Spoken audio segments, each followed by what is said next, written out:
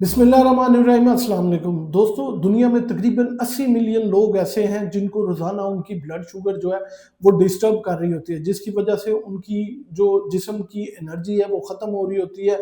अगले दिन दोपहर को 2 बजे वो खुद को थका हुआ महसूस करते हैं, अपनी याददाश्त को कमज़ोर महसूस करते हैं, हर वक़्त जो है जिस्म में दर्द होती है। असल मसला जो है वो ये नहीं है कि उनका जो है खाना गलत है या शुगर बढ़ गई है। बेसिक मसला उनके लबलबे या पैंक्रियाज का स्लो इंसुलिन प्रोडक्शन करना है, जिसकी वजह से ब्लड शुगर जो है वो खून में बढ़ना शुरू हो जाती है, मसल्स के अंदर नहीं जाती। ऑटोमेटिकली जो है इंसुलिन की हसासियत जो है वो ख़त्म हो जाती है। इंसुलिन हमारे जिस्म में तो होती है, लेकिन वो जो असर करना जो है वो छोड़ गई होती है। आज की इस वीडियो में मैं आपको ऐसे साइंसी 7 तरीके बताऊंगा जिनको आजमा के आप जो है ऑटोमेटिकली अपने पेंक्रियाज को जो है वो स्टिमुलेट करना शुरू कर देंगे। वो इंसुलिन जो है वो बेहतर पैदा करना शुरू कर देगा और जो आपकी इंसुलिन की हसासियत है वो बढ़ना शुरू हो जाएगी और आपकी ब्लड शुगर जो है ये कंट्रोल होना शुरू हो जाएगी। ये सारे तरीके जो हैं ये जापानीज स्टडी से साबित शुदा है। उन्होंने इस पे बहुत ज़्यादा रिसर्चें की हुई हैं और जो है वहाँ पे जो है वो शुगर को कंट्रोल करने के लिए जब भी अपने मरीजों के इसके बारे में काउंसल करते हैं या आगाही देते हैं, तो वो इसके बारे में लाजमी बताते हैं कि ये चीज़ें करें जो कि आपके ब्लड शुगर को कंट्रोल करती हैं। अमूमन डॉक्टर जो मशवरा देते हैं वो ये कहते हैं कि मीठा कम कर दें, कार्ब छोड़ दें, तली चीज़ें छोड़ दें, ये सब अपनी जगह है। लेकिन अगर चंद चीज़ें आप आज़मा के जो है करके आप अगर अपनी इंसुलिन की प्रोडक्शन को बेहतर कर लें, तो ऑटोमेटिकली आपका पैंक्रियाज जो है वो बेहतर काम करेगा और आपके अंदर टाइप 2 डायबिटीज़ के डेवलप होने के चांसेस जो हैं वो काफ़ी कम हो जाएँगे। एक बात जो मैं आपको बताना चाहूँगा वो ये है कि आफ्टर जो है वो 60 इयर्स आपकी जो बीटा सेल्स की डिस्ट्रक्शन है वो 1% पर ईयर होना शुरू हो जाती है और 65 के राउंड अबाउट जो है आप 25% अपने पेंक्रियाज के बीटा सेल्स जो हैं वो डिस्ट्रॉय करवा बैठते हैं, ख़त्म हो चुके होते हैं, जिसकी वजह से जो इंसुलिन की प्रोडक्शन है वो पैंक्रियाज से काफ़ी कम होना शुरू हो जाती है। तो चलिए, जो हमारा मतन था मतलब कि वो कौन सी आदतें हैं जो कि आप करके जो है अपनी इंसुलिन की प्रोडक्शन जो है वो बढ़ा सकते हैं। तो सबसे पहली जो आदत है वो नंबर 6 पे है। तो छठी जो आदत आप करेंगे वो ये है कि जौ की चाय और नींबू सुबह खाली पेट पीना। इससे जो है अगर आप 1 माह के लिए पीते हैं तो आप अपनी 6% जो है वो अपने बीटा सेल्स को जो है एक्टिवेट कर सकते हैं कि वो इंसुलिन की जो प्रोडक्शन है वो बेहतर करे। आदत नंबर 5, पांचवी आदत जो ये है कि आप जो है वो कच्ची जो है वो मूली डेली लाजमी इस्तेमाल करें। आजकल गर्मियाँ हैं तो मैं देख रहा हूँ सैलड वाले बहुत ज़्यादा खड़े होते हैं रोड्स के उधर।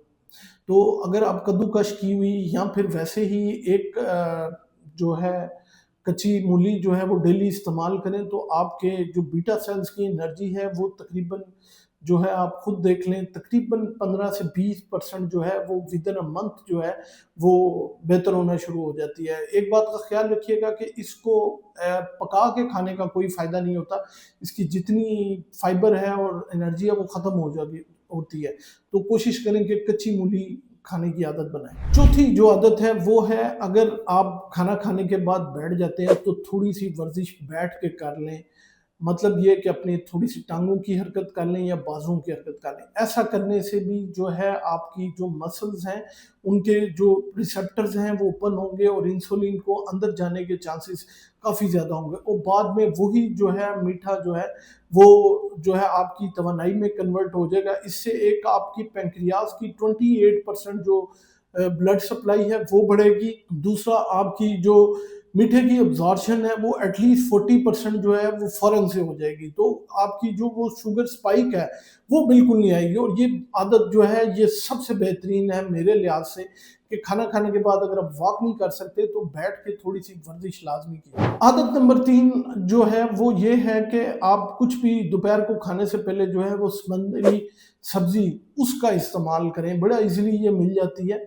तो उसके इस्तेमाल से क्या होगा, ये मैदे में जाके ना एक जेल बना लेती है। मतलब हमारे जो मैदा है उसके मसल्स के ऊपर एक कोटिंग सी बन जाती है, जिसकी वजह से आप अगर उसके बाद मीठा भी खाते हैं तो आपके कार्ब्स की अब्ज़ॉर्प्शन जो है वो बहुत कम होती है, जिसकी वजह से आपकी शुगर स्पाइक नहीं आती। ये इतना कामयाब तरीका है कि अगर आप जो है वो समुद्री सब्जी दोपहर को खाने से पहले या लंच से पहले खाते हैं, तो आपकी जो शुगर स्पाइक है वो 36% जो है वो ऑटोमेटिकली रिडक्शन हो जाती है, और शुगर जो है वो 40% जो है वो रिडक्शन में आ जाती है। आदत नंबर 2 जो है वो भी बहुत अच्छी है, वो ये है कि मीठा चाय या उसमें जो है 1 या 2 जो चुटकी है वो दालचीनी की इस्तेमाल कर ली जाए, और रात को सोने से जो है 1 घंटा पहले पी लें।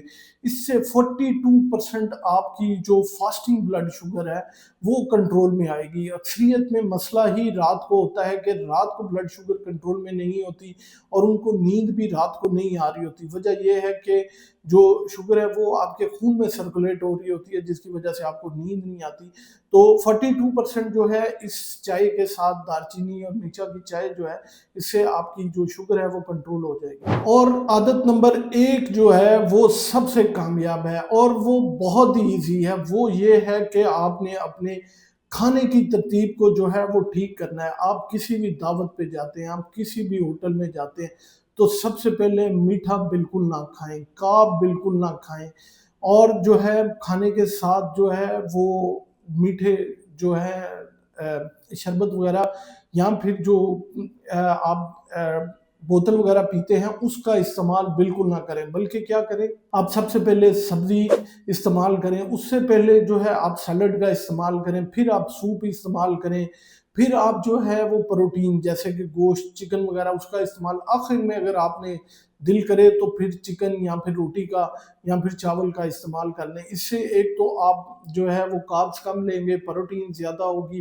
फाइबर ज़्यादा होगा, ऑटोमेटिकली जो वो शुगर है वो स्पाइक नहीं कर पाएगी, और जो आप ले रहे हैं उससे आपका पेट भी भर जाएगा, और जो आपकी बॉडी को इंसुलिन की ज़रूरत होगी वो ऑटोमेटिकली जो है वो कम हो जाएगी। तो नाज़रीन, मसला जो है वो बेसिकली खाने की असल तरतीब का है, कि अगर आप अपने खाने की तरतीब को असल कर लें या ठीक कर लें, तो आप ऑटोमेटिकली खुद को जो है वो शुगर स्पाइक से बचा लेंगे। आपकी इंसुलिन की जो डोज़ है वो ऑटोमेटिकली कम हो जाएगी, और आप जो है हर वक़्त हेल्दी महसूस करेंगे। ये वो 4, 5, 6 आदात थी जिन पर जापानीज़ ने बताया कि अगर आप ये करेंगे तो आपकी शुगर जो है वो कभी भी स्पाइक नहीं करेगी, और आपके अज़ा को नुकसान नहीं पहुँचाएगी। इसके साथ 20 मिनट्स की डेली वॉक जो है वो लाज़मी करें, वर्जिश करें खुद को, और जो है मीठे से जितना हो सकता है परहेज़ करें। कुछ भी इस्तेमाल करने से पहले अपने डॉक्टर से मशवरा लाज़मी करें। उम्मीद है ये मालूमात आप लोगों के लिए बहुत फ़ायदेमंद साबित होगी।